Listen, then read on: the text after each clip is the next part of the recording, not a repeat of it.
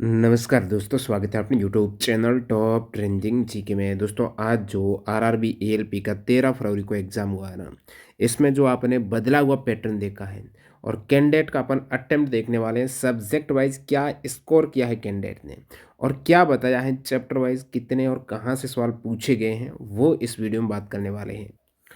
देखिए, आपको पता चल गया है कि आपकी मैथ्स की बात करें, मैथ्स में यहाँ पर 28 से 30 क्वेश्चंस, क्योंकि एग्जैक्टली कोई ऐसे काउंट तो किया नहीं कि ये मैथ्स का, ये रीजनिंग का, लेकिन मैक्सिमम कैंडिडेट का जो गूगल फॉर्म का रिव्यू आया उसके मद्देनज़र रखते हुए रीजनिंग की बात करें तो रीजनिंग में कैंडिडेट का कहना कि 35 से 37 क्वेश्चंस रीजनिंग के।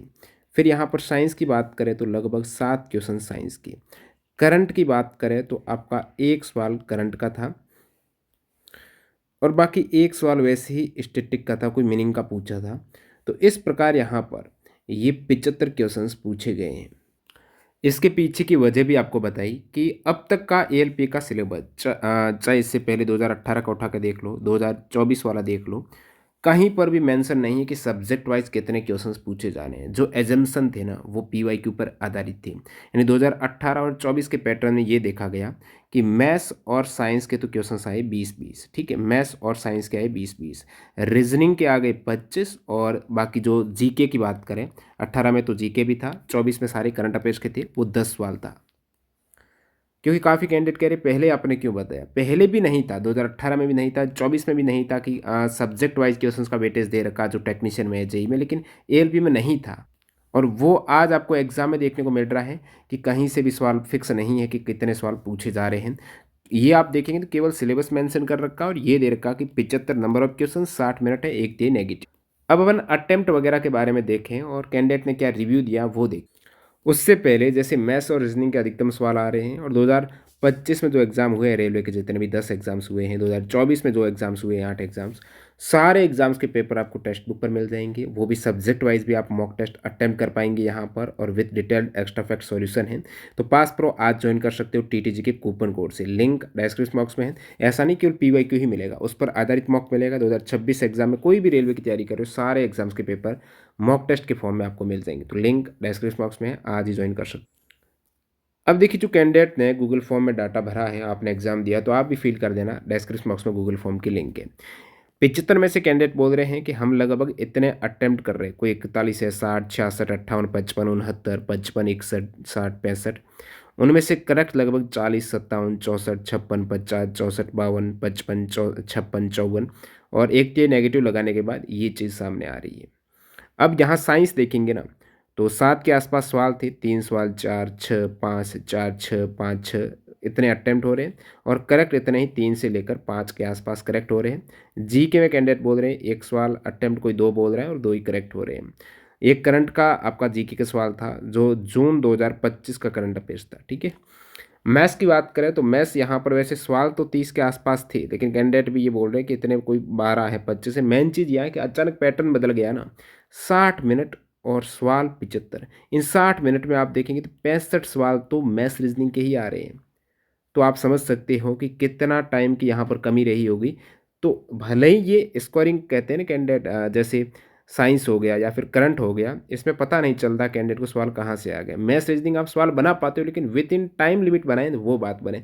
वही समस्या आज देखने को मिली, क्योंकि कैंडिडेट जो मेंटली यहाँ पर प्रिपेयर होकर ही नहीं गए थे कि मैथ्स रीजनिंग के इतने सवाल आएंगे और मैं ये स्ट्रेटजी अपनाऊंगा ताकि एक तरीके से सिंपल सवाल भी मिस ना हो। तो वो उस हिसाब से थे, और देखने को मिला कि साइंस के सवाल ही नहीं है, क्योंकि वो सवाल मिक्स थे। ऐसा नहीं कि पहले मैथ्स अटेम्प्ट करें फिर रीजनिंग करें, मिक्स सवाल थे, पता नहीं अगला सवाल कौन सा आएगा। तो उस हिसाब से आज कैंडिडेट को ज़रूर प्रॉब्लम हुई है टाइम मैनेजमेंट में, ठीक है, क्योंकि वो प्रिपरेशन है 20 क्वेश्चंस साइंस और 10 क्वेश्चंस जो जीके के करके गए थे, और उसमें टाइम बचाकर मैथ्स रीजनिंग को हल करने की उनकी स्ट्रेटजी थी। तो ये चीज़ यहाँ पर देखने को मिल रही है कि मैथ्स में यहाँ पर कैंडिडेट 20 है, 15 है, 25, 23, 27, 23, 30 ऐसे अटेम्प्ट कर रहे हैं, और ये करेक्ट डाटा आपके सामने कितने करेक्ट हो रहे हैं, ठीक है। रीजनिंग की बात करें तो लगभग 35 के आसपास सवाल रहे होंगे रीजनिंग के। तो 25 है, 30, 29, 32 ये अटेम्प्ट आ रहा है, और ये इतना ही लगभग, क्योंकि मैथ्स रीजनिंग में तो ये फिक्स हिसाब रहता है, जो सवाल आंसर आएगा वो अटेम्प्ट और करेक्ट इक्वल से ही रहते हैं, ठीक है। तो ये चीज़ है। अब यहाँ पर थोड़ा और मैं डाटा नीचे बता देता हूँ। ये कुछ और कैंडिडेट का आप डाटा देख सकते हो, ये आपके करेक्ट हैं। फिर साइंस में कितने हैं, जीके में कितने हैं, मैथ्स में कितने हैं, रीजनिंग में कितने हैं। अब इधर मैं थोड़ा मैंने कैंडिडेट से ये भी पूछा कि आपकी मॉक वगैरह में कितना स्कोर होता था। हालांकि मॉक का सिनेरियो अब चेंज हो जाएगा, क्योंकि इधर आपकी चीज़ें निकल के आई है मैथ्स रीजनिंग की ज़्यादा। तो मॉक में जो कैंडिडेट का स्कोर होता था आप देख सकते हो 55 के आसपास है। और इधर आज आफ्टर नेगेटिव की बात करें तो कहीं ना कहीं वो भी 55 के आसपास कुछ कैंडिडेट के है, एक मॉक वाला स्कोर ज़रूर है। और क्योंकि यहाँ स्कोरिंग हो गया मैथ्स रीजनिंग। अब एएलपी 2024 का मैंने पूछा भाई, जो 2024 वाला पेपर दिया है सीबीटी फर्स्ट है, जैसे इन्होंने कहा कि मेरे 2024 में 50 अटेम्प्ट थे और जो फाइनल स्कोर है ना उसमें 46 रो मार्क्स बन रहे थे। और आज इनकी स्थिति देखें तो आज इनके लगभग 48 के आसपास बन रहे होंगे। तो पिछले के इक्वली दिख रहा है यहाँ पर मेरे को। ये कैंडिडेट बोल रहे 45 पिछली बार इनके थे, आज यहाँ पर 62 के आसपास दिख रहा है। ये बोल रहे पिछली बार 52 थे 2024 एएलपी में, आज आपका 54 दिख रहा है।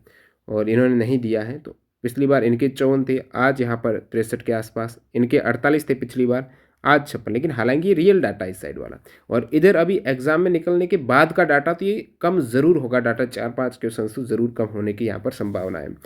अब नीचे आप देखेंगे तो और भी कैंडिडेट का देख सकते हो। जैसे यहाँ पर ये बोल रहे कि 58 उस समय 2024 एएलपी में अटेम्प्ट किए थे और 46 फाइनल स्कोर हुआ था। और इधर यहाँ पर आज भी इन्होंने कहीं ना कहीं इतने ही अटेम्प्ट किए। तो हो सकता है कि इन्होंने अब सारे अटेम्प्ट करेक्ट नहीं किए, तो ये चीज़ देखने को मिल सकती है। लेकिन आज क्या है, मैथ्स रीजनिंग का पोर्शन है, जो आते हुए सवाल ज़्यादा अटेम्प्ट किए होंगे, तो ये चीज़ ज़रूर है कि यहाँ पर डाटा 55 ही देखने को मिल जाए। लेकिन शुरुआत में कैंडिडेट कहना कि मेरे 60 करेक्ट हैं। और अब इन्होंने यहाँ पर फीडबैक दिया, रीजनिंग मैथ्स में क्वेश्चंस काफ़ी ज़्यादा पूछ लिए गए, जिससे टाइम मैनेजमेंट में थोड़ा मुश्किल हुआ है इनका। और यहाँ पर मैं बात करूँ तो ये कैंडिडेट का 40 हुआ था एएलपी में स्कोर, और आज यहाँ पर लगभग 50 के आसपास बोल रहे हैं। और एएलपी 2024 में 70 अटैम्प्ट बोल रहे हैं, 62 करेक्ट थे, आज यहाँ पर 50-46 के आसपास अटके हुए हैं। 45 थे, आज यहाँ पर 54 के आसपास। तो ये चीज़ अब ओवरऑल एवरेज अपन निकालें इन चीज़ का, तो एवरेज यहाँ पर ये सामने आ रहा है। टोटल अटेम्प्ट हो रहे 57, उनमें से करेक्ट बोल रहे कैंडिडेट 53, एक जे नेगेटिव लगाएं तो 51-52 के आसपास आफ्टर नेगेटिव बैठ रहे हैं। साइंस की बात करें तो साइंस में करेक्ट हो रहे हैं 4, 5 अटेम्प्ट बोल रहे हैं। जीके में 1 अटेम्प्ट, क्योंकि एक ईजी सवाल था वो बात हो रही है। मैथ्स में 22 के आसपास कैंडिडेट अटेम्प्ट की बोल रहे हैं, ओवरऑल सवाल नहीं, जो अटेम्प्ट किए हैं, और 21 करेक्ट है। रीजनिंग में 29 अटेम्प्ट और 27 करेक्ट। ये एवरेज डाटा निकल के आ रहा है कि एवरेज कैंडिडेट लगभग 57 सवाल आज अटेम्प्ट किया है। आपको बता दूं आज 13 फरवरी को एक ही शिफ्ट में एग्जाम हुआ है, क्योंकि एनटीपीसी यूजी का सीबीटी एसटी टाइपिंग टेस्ट था, उसकी वजह से। नेक्स्ट आपका एग्ज़ाम बीच में गैप है, 14 और 15 फरवरी सैटरडे संडे, और 16 फरवरी को फिर एग्ज़ाम है, 16, 17, 18। तो ये नेक्स्ट एग्ज़ाम डेट है। इस बीच यहाँ पर आपको फोकस, अब क्या संभावना है कि आने वाले शिफ्ट में भी ये सिनेरियो देखने को मिले, इसकी ज़्यादा संभावना है, क्योंकि आइडेंटिकल हर शिफ्ट में इस प्रकार का इनको रखना पड़ेगा, तभी तो नॉर्मलाइजेशन में ज़्यादा प्रभाव नहीं पड़ेगा, नहीं तो गड़बड़ हो जाएगी। तो संभावना है कि यही सीन रिपीट हो जाए। अब एक चीज़ और बता देता, जैसे अपन साइंस की बात करते हैं कि 7 सवाल साइंस के थे, तो उसमें हमारे आसपास के पदार्थ शोधे कक्षा 9 से एक सवाल था। रासायनिक अभिक्रिया और समीकरण से कक्षा 10 वाला चैप्टर है। उत्तर कक्षा 9 के चैप्टर से अधिकतम 3 सवाल यहाँ पर हाईएस्ट यहाँ से पूछे हैं, ज़्यादा टफ भी नहीं थे। प्रकाश परावर्तन अपवर्तन में एक इमेज वाला सवाल यहाँ से पूछा, और ध्वनि से भी एक ईजी सवाल पूछा गया है। तो मैं बोल रहा था क्या आगामी सेट में भी इन्हीं चैप्टर से सवाल आएंगे, ये आप नहीं कह सकते, क्योंकि आपको पता है एनसीईआरटी में लगभग 25 के आसपास चैप्टर है जहाँ से सवाल पूछे जाते हैं। जो आप 2024-25 में रेलवे का एग्जाम हुआ ना, एएलपी टेक्नीशियन जेई, सभी में एनसीईआरटी से ही सवाल। इसमें एनसीईआरटी के 23 चैप्टर से सवाल पूछे गए थे। ये आप विवरण भी देख सकते हो, पूछे गए सवाल और विथ चैप्टर वाइज सवाल और डिटेल्ड एक्स्ट्रा फैक्ट, यहाँ से आपको पता चल जाएगा। उसी पैटर्न से सवाल जो भी साइंस के पूछे वो आए हैं। तो चैप्टर फिक्स नहीं कि इन्हीं से आएंगे, सारे चैप्टर को आपको देख के जाना है। ये PYQ जरूर लगा लेना, 1500 के आसपास क्वेश्चन हैं जो 2024 में इन एग्ज़ाम्स है, 25 में भी एग्ज़ाम हुआ है। और बाकी 9-10 एनसीईआरटी दोनों के 31 चैप्टर है ओल्ड एनसीईआरटी में। इनमें से ये जो न्यू एनसीईआरटी वाले 23 चैप्टर की बात कर रहा हूँ। तो ये आप पूरा एनसीईआरटी की थ्योरी भी पढ़ सकते हो। हमारी दोनों ई बुक अवेलेबल है, डिस्क्रिप्शन बॉक्स में लिंक और जो कैंडिडेट एनटीपीसी को टारगेट कर रहे हैं तो एनटीपीसी में पूरा एनसीईआरटी से सवाल नहीं आ रहे हैं। जैसे आप 2025 का हमने कल ये ई बुक लॉन्च की है, 2025 में जितने भी रेलवे के एग्जाम हुए हैं ना, जिसमें एनसीईआरटी से हटकर सवाल थे, इन सभी में एनसीईआरटी से हटकर सवाल पूछे हैं और सारे ईयर 2025 में पूछे गए। तो ये 941 क्वेश्चंस की ई बुक भी आप डाउनलोड कर सकते हो, हमारी वेबसाइट पर अवेलेबल है, ऐप पर अवेलेबल है, कूपन कोड टीटीजी के लगा देना। करंट का आपका एक सवाल था, एक सवाल आपका स्टैटिक का था, और बाकी यहाँ रीजनिंग में जैसे जो मंडे संडे हैं अरेंजमेंट वाले, वो सवाल बोल रहे 5 से 6, सिटिंग अरेंजमेंट 5, कोडिंग से 8, प्रॉफिट लॉस से ज़्यादातर, और 3D से, कॉन एंड सिलेंडर से सवाल, ठीक है, टाइम एंड वर्क से, टाइम डिस्टेंस से। ये देखो ऐसे सवाल जो देखिए सीआरपीएफ अभी 2023 वाला था, इस प्रकार के सवाल भी आपको प्रैक्टिस करनी। बाकी आप मैथ्स का देख सकते हो कहाँ से कितने कुछ सवाल है, बाउलक से भी सवाल हैं, और ये मैंने आपको बता दिया, डिस्काउंट से भी सवाल काफ़ी पूछे गए हैं, और ये रीजनिंग का है, ठीक है। और कोई डाउट है तो आप कमेंट सेक्शन में बताएंगे। बाकी जो इंपॉर्टेंट ई बुक की लिंक डिस्क्रिप्शन बॉक्स में डाल देंगे।